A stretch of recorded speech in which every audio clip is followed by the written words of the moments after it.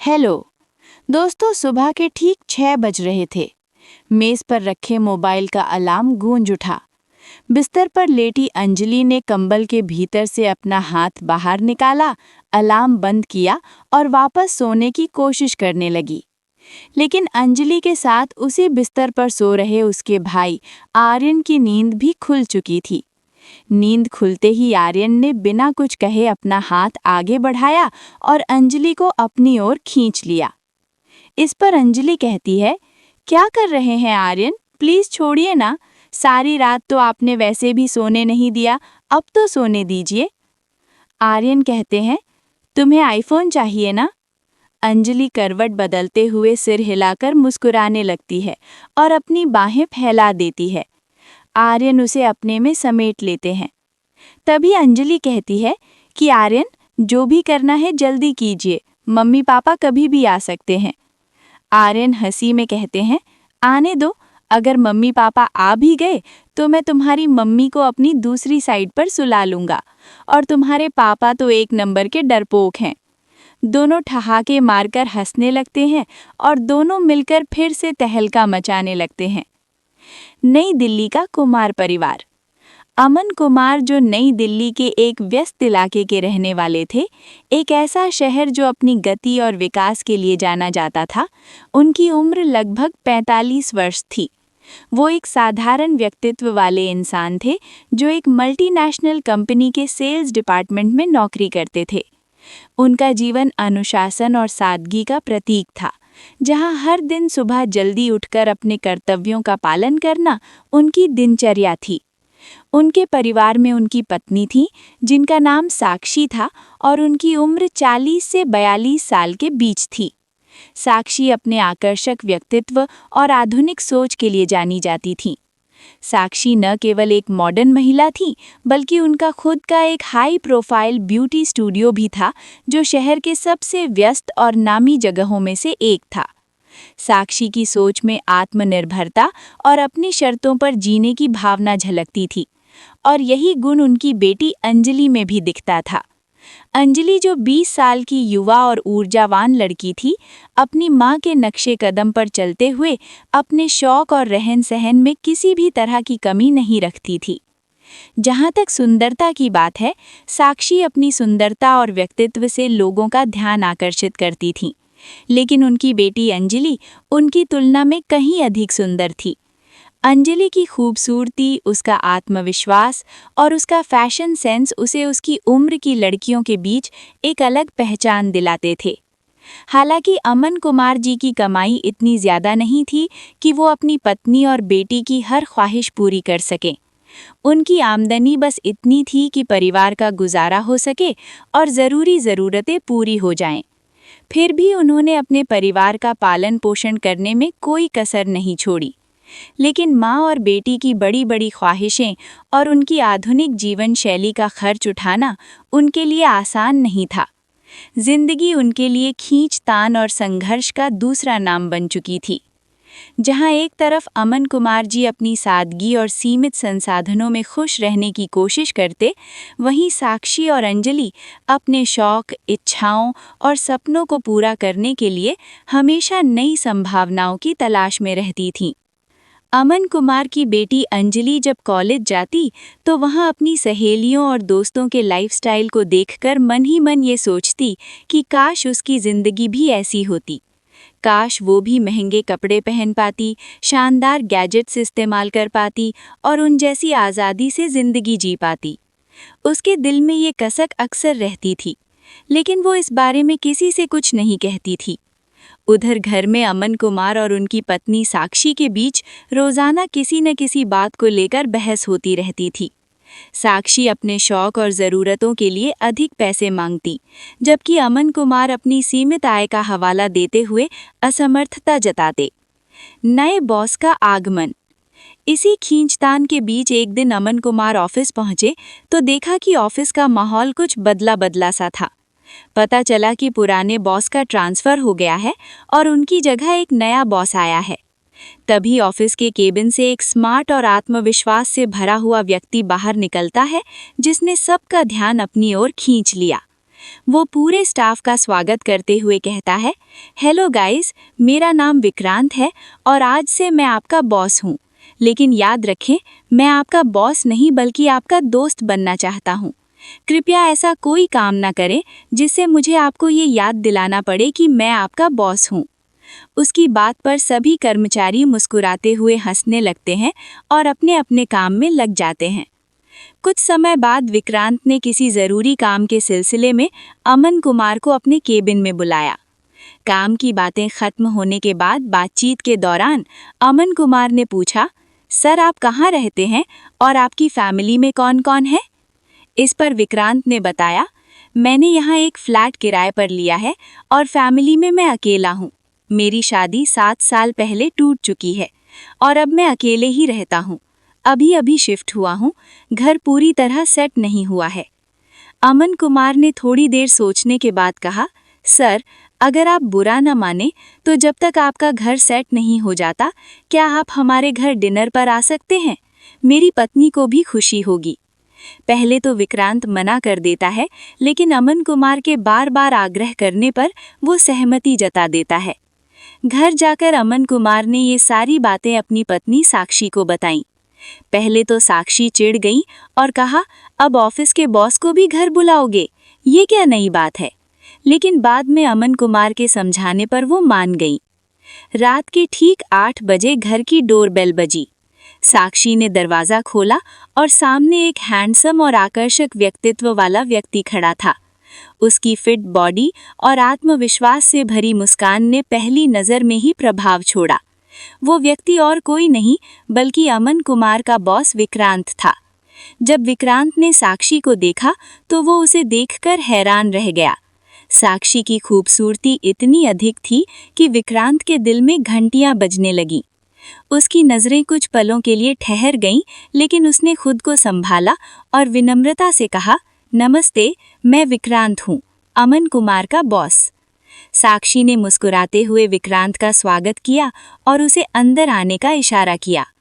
विक्रांत सोफे पर आराम से बैठ जाता है और साक्षी डाइनिंग टेबल पर डिनर लगाने लगती है। वो अपनी बेटी अंजलि को आवाज़ लगाती है, अंजलि नीचे आओ, हमारे मेहमान आए हैं। अंजलि सीढ़ियों से उतरती हुई आती है। उसके चेहरे पर हल्की सी मुस्कान होती है और वो अपनी शालीनता से विक्रांत का अभिवादन करती है। अमन कुमार जी ने हंसते हुए अंजलि और विक्रांत का परिचय करवाया। ये है मेरी बेटी अंजलि और ये है हमारे नए बॉस विक्रांत सर। विक्रांत ने मुस्कुराते हुए सिर हिलाया और कहा, हेलो अंजलि। डिनर शुरू होता है और सब साथ में खाना खाने लगते हैं, लेकिन डिनर के दौरान विक्रांत की नज़रें बार बार सिर्फ साक्षी पर टिक जाती हैं। वो साक्षी की हर हरकत को देखता, उसकी सुंदरता में खो जाता और ये महसूस करता कि वो उसकी ओर खिंचता चला जा रहा है। डिनर खत्म होने के बाद साक्षी ने विक्रांत की तरफ देखते हुए कहा, अब आप रोज़ यहाँ डिनर करेंगे, मुझे बहुत खुशी होगी। विक्रांत ने मना करते हुए जवाब दिया, इसकी कोई ज़रूरत नहीं है मैडम, आप पहले ही इतना कर चुकी हैं। लेकिन साक्षी ने जिद पकड़ ली, नहीं, अब ये तय हो चुका है, आप रोज़ आएंगे। विक्रांत ने मुस्कुराकर कहा, थैंक यू, और चला गया। उधर अमन कुमार अपनी पत्नी का ये बदला हुआ रूप देखकर बहुत खुश हो गए और मन ही मन सोचने लगे, चलो इसी बहाने शायद मेरा प्रमोशन हो जाए। लेकिन उन्हें ये नहीं पता था कि उनकी पत्नी साक्षी के दिल में कुछ और ही चल रहा था। विश्वासघात का जाल।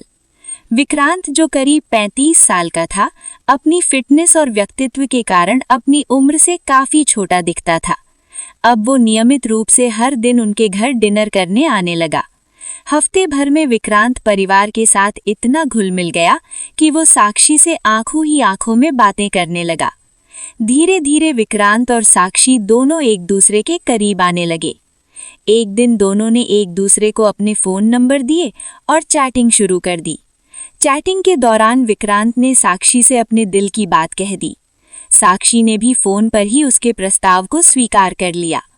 अब दोनों को बस एक मौके की तलाश थी। इस दौरान विक्रांत ने अमन कुमार को प्रमोशन का लालच देकर बार बार ऑफिस के काम से बाहर भेजना शुरू कर दिया। प्रमोशन की चाहत में अमन कुमार ज्यादा मेहनत करने लगे और शहर से बाहर जाना उनकी मजबूरी बन गई। एक दिन जब अमन कुमार शहर से बाहर थे, विक्रांत अचानक उनके घर पहुंच गया।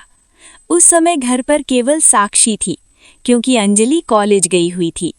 घर में कोई तीसरा नहीं था और ये मौका दोनों के लिए सुनहरा बन गया। दोनों अपनी भावनाओं पर काबू नहीं रख पाए और एक दूसरे से लिपट गए। वहीं सोफे पर दोनों ने अपनी भावनाओं का इजहार किया और अपनी इच्छाओं को पूरा किया। काम खत्म होने के बाद विक्रांत घर से चला गया। अब विक्रांत का इस घर में आना जाना आम हो गया था। चाहे दिन हो या रात, वो अक्सर घर पर मौजूद रहता। इधर अंजलि ये सब कुछ नोटिस करने लगी थी। उसे शक था कि उसकी माँ और विक्रांत के बीच कुछ खास चल रहा है, लेकिन वो कभी रंगे हाथों उन्हें पकड़ नहीं पाई थी। एक दिन अचानक अंजलि कॉलेज से जल्दी घर लौट आई। जैसे ही उसने दरवाज़ा खोला, उसने देखा कि विक्रांत और उसकी माँ बड़ी तेजी से हड़बड़ाहट में थे। विक्रांत ने साक्षी का मुंह दबा लिया था ताकि वो कोई आवाज़ न कर सके। अंजलि ने ये सब कुछ देखा, लेकिन चुपचाप वहां से वापस लौट गई और बाहर चली गई। जाते वक्त उसने जानबूझकर आवाज़ें की ताकि उसकी माँ को लगे कि वो अभी अभी घर पहुंची है। अंजलि घर में लौटती है और दरवाजे पर दस्तक देती है। विक्रांत और साक्षी जल्दी जल्दी अपने कपड़े ठीक करके हॉल में आ जाते हैं, जैसे कुछ हुआ ही न हो। अब जब भी विक्रांत घर पर आता तो अंजलि और साक्षी दोनों के लिए कुछ न कुछ गिफ्ट लेकर आता था। लेकिन अपनी माँ को विक्रांत के साथ वो सब करते हुए देखकर अंजलि का दिमाग तेजी से काम करने लगा था। वो ये नहीं सोच रही थी कि उसकी माँ पिताजी को धोखा दे रही है, बल्कि उसका दिमाग इस ओर दौड़ रहा था कि अगर वो विक्रांत को अपने जाल में फंसा ले तो अपनी सारी ज़रूरतें वो विक्रांत से पूरी करवा सकती है। सिर्फ और सिर्फ उसे विक्रांत को अपने पीछे दीवाना बनाने की ज़रूरत थी। फिर वो अपने इस प्लान को अमल में लाने में लग जाती है। इसके बाद से उसने अपना रहन सहन सब कुछ बदल दिया। अब जब भी वो विक्रांत के सामने आती तो वो शॉर्ट्स और डीप नेक टी शर्ट पहन कर आती थी, ताकि विक्रांत उसे नोटिस करे और उसे उस नज़र से देखे। अब ढीले नाड़े वाले आदमी से ये उम्मीद करना कि वो अपने आप को कंट्रोल कर पाए, ये संभव नहीं था। अब अंजलि भी उससे डबल मीनिंग बातें करने लगी थी और उनके साथ हंसी मजाक करती थी। धीरे धीरे वो अंजलि की ओर आकर्षित होने लगी थी, लेकिन अंजलि की माँ को इस बात का जरा भी आभास नहीं था, क्योंकि अपनी माँ के सामने अंजलि हमेशा बहुत सख्त रहती थी। एक दिन दोपहर के समय जब विक्रांत घर आकर डोरबेल बजाता है तो अंजलि ही दरवाज़ा खोलती है। उस वक्त अंजलि शॉर्ट्स और डीप नेक वाली टी शर्ट पहने हुए थी, जो कि बहुत छोटी थी, जिसमें से उसका पूरा वजूद साफ देखा जा सकता था। विक्रांत उसे इस तरह से देखता है कि वो पागल सा हो जाता है। वो उसे अंदर ले आता है और जब वो पूछता है, तुम्हारी मम्मी कहाँ गई हैं, तो अंजलि जवाब देती है, वो किसी काम से मार्केट गई हुई हैं। इसके बाद अंजलि सोफे पर बैठकर अपना स्कूल का प्रोजेक्ट पूरा करने लगती है। विक्रांत भी थोड़ी दूरी पर कुर्सी पर बैठा होता है और अंजलि को घूरे जा रहा होता है। विक्रांत पूछता है, तुम क्या कर रही हो? अंजलि जवाब देती है, मैं अपना असाइनमेंट पूरा कर रही हूँ। विक्रांत कहता है, लाओ मैं तुम्हारी मदद कर देता हूँ, और फिर वो उठकर उसके पास जाकर बैठ जाता है और मदद करने के बहाने से उसे इधर उधर छूने लगता है। अंजलि को लगता है कि ये सही मौका है, इसलिए वो कोई विरोध नहीं करती और पूरी तरह से उसके साथ मिलकर समर्थन करने लगती है। इसके बाद विक्रांत उसकी तरफ बढ़ने लगता है और दोनों एक दूसरे के साथ बाहर जाने लगे थे। दोनों का संबंध धीरे धीरे गहरा होता जा रहा था और वे एक दूसरे में खोने लगे थे। उनका कार्यक्रम अभी शुरू ही हुआ था कि तभी डोरबेल बजती है। अचानक से दोनों कपड़े पहनने लगते हैं। उसके बाद विक्रांत दूर जाकर बैठ जाता है और अंजलि दरवाज़ा खोलती है। दरवाजे पर साक्षी खड़ी होती है। विक्रांत को देखकर वो मुस्कुराते हुए कहती है, अरे आप कब आए? विक्रांत जवाब देता है, बस अभी आया और बैठ गया हूँ। अंजलि अपना सामान लेकर ऊपर वाले कमरे में चली जाती है। ये मौका अच्छा था क्योंकि विक्रांत अधूरी स्थिति में था और साक्षी भी प्यासी थी। वो बेडरूम में जाकर दोनों मिलकर तहलका मचाते हैं। अब विक्रांत और अंजलि फ़ोन पर चैट करने लगे। अंजलि जो भी चाहती विक्रांत उसे पूरा करता रहता। विक्रांत अंजलि से गंदे गंदे चैट करता था, लेकिन अंजलि उसे मना नहीं करती थी, बल्कि उसकी आंखों को और ज्यादा भड़काने लगती थी। इसी बीच कुछ ऐसा घटित होता है कि अंजलि की नानी यानी साक्षी की मां का निधन हो जाता है। अंजलि के एग्जाम भी चल रहे थे और उसकी माता पिता को ये चिंता होती है कि अंजलि को अकेला छोड़कर वे कैसे जाएं। इस पर अंजलि कहती है, विक्रांत भैया हैं, उन्हें कह दीजिए कि वो ध्यान रखेंगे। वो हमारे घर की तरह यहाँ रात को सो जाएंगे और वैसे भी आप लोग कल शाम तक वापस लौट आएंगे। अमन कुमार को ये सब ठीक लगा और उसने विक्रांत को फ़ोन करके सारी बात बता दी। अब विक्रांत के मन में खुशी की लहर दौड़ने लगी, जैसे उसके सपने पूरे होने वाले थे। विक्रांत ने कहा, आप लोग निश्चिंत होकर जाइए, मैं सब संभाल लूंगा। अमन कुमार और साक्षी ने उसके इस भरोसे के बाद घर से निकलने का फैसला किया। शाम को जब विक्रांत ऑफिस से वापस आता है तो वो साथ में बियर की बोतल भी लेकर आता है। अंजलि और विक्रांत दोनों मिलकर बियर पीते हैं और पूरी मस्ती के साथ समय बिताते हैं। ये रात आ चुकी थी जिसका दोनों को बेसब्री से इंतजार था। अंजलि जानती थी कि विक्रांत को पूरी तरह अपने काबू में करने के लिए उसे सब्र और चालाकी से काम लेना होगा। उसने पहले विक्रांत को अपनी तरफ आकर्षित किया, लेकिन जब वो करीब आने की कोशिश करता तो वो उसे हल्के फुल्के अंदाज में रोक देती। विक्रांत, जो पहले से ही अंजलि के सौंदर्य और चंचलता का दीवाना हो चुका था, उसे कहता, अंजलि, अब और इंतजार नहीं होता, मुझे तुम्हारे करीब आना है। अंजलि हंसते हुए कहती, इतनी जल्दी क्यों? विक्रांत जी, मैं इतनी आसानी से जन्नत की सैर नहीं करवाने वाली। विक्रांत ने चुटकी लेते हुए कहा, तो फिर कैसे करवाओगी? अंजलि ने अपनी आंखों में शरारत भरते हुए कहा, पहले मुझे कुछ गिफ्ट चाहिए। विक्रांत ने तुरंत जवाब दिया, बताओ क्या चाहिए? अंजलि ने अपनी आवाज़ धीमी करते हुए कहा, बस एक छोटा सा गिफ्ट, आईफोन। विक्रांत हंसते हुए कहा, बस इतनी सी बात? हो गया, तुम्हें आईफोन मिल जाएगा।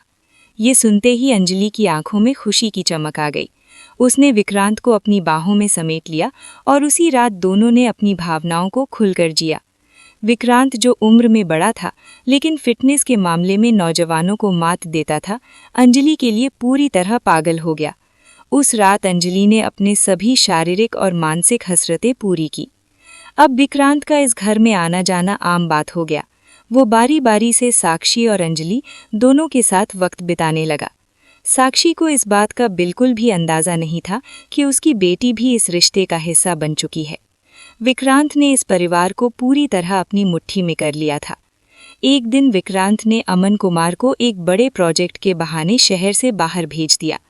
देर रात जब पूरा शहर सो रहा था, विक्रांत साक्षी के साथ उसके कमरे में हर सीमा पार कर रहा था। दोनों अपनी ही दुनिया में खोए हुए थे जब अचानक से अमन कुमार का काम रद्द हो गया और वो तय समय से पहले घर लौट आया। अमन कुमार ने हमेशा की तरह अपनी सेकंड चाबी से दरवाज़ा खोला और बेडरूम में गया, लेकिन वहाँ जो उसने देखा, उसने उसके पैरों तले ज़मीन खींच दी। उसकी पत्नी और उसका बॉस विक्रांत दोनों अर्धनग्न अवस्था में थे। ये दृश्य देखकर अमन कुमार गुस्से से पागल हो गया। ये क्या कर रहे हो तुम दोनों? वो जोर से चिल्लाया। साक्षी और विक्रांत हड़बड़ाकर उठे और जल्दी जल्दी अपने कपड़े पहनने लगे। विक्रांत ने अमन कुमार का कॉलर पकड़ा और उसे घसीटते हुए हॉल में ले आया। तूने जिस थाली में खाया उसी में छेद किया, उसने गुस्से में चिल्लाते हुए कहा। मुझे मत छेड़ो वरना तुम्हारी नौकरी चली जाएगी। विक्रांत ने जवाब दिया, मुझे तेरी नौकरी नहीं चाहिए, मैं अपनी मेहनत से जी सकता हूँ। साक्षी, जो हमेशा से स्वार्थी थी, उसने अपने पति पर इल्ज़ाम लगाते हुए कहा, तुमने मुझे कभी कुछ नहीं दिया, न तो शारीरिक सुख और न ही आर्थिक सुविधा। तुमने मेरी ज़रूरतों को कभी नहीं समझा। अगर विक्रांत मुझे ये सब दे सकता है तो इसमें मेरी क्या गलती है? ये सुनकर अमन कुमार ने गुस्से में साक्षी पर हाथ उठा दिया।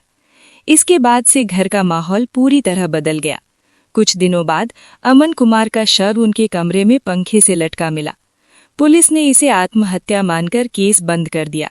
साक्षी और विक्रांत इस बात से राहत महसूस करने लगे कि अब उनके रास्ते में कोई रुकावट नहीं है। लेकिन अंजलि, जो अपने पिता से बेहद प्यार करती थी, इस घटना को दिल से स्वीकार नहीं कर पाई। एक दिन अंजलि ने विक्रांत और साक्षी की बातचीत सुन ली।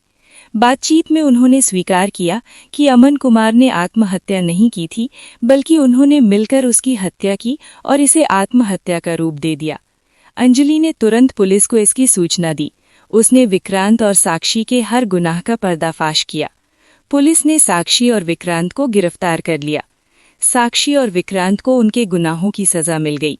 निष्कर्ष, इस कहानी से हमें एक महत्वपूर्ण शिक्षा मिलती है कि रिश्तों में विश्वास और ईमानदारी की अहमियत होती है। जब भी किसी रिश्ते की बुनियादी धारा में भ्रष्टाचार और स्वार्थ घुसता है तो उसका परिणाम हमेशा दर्दनाक होता है।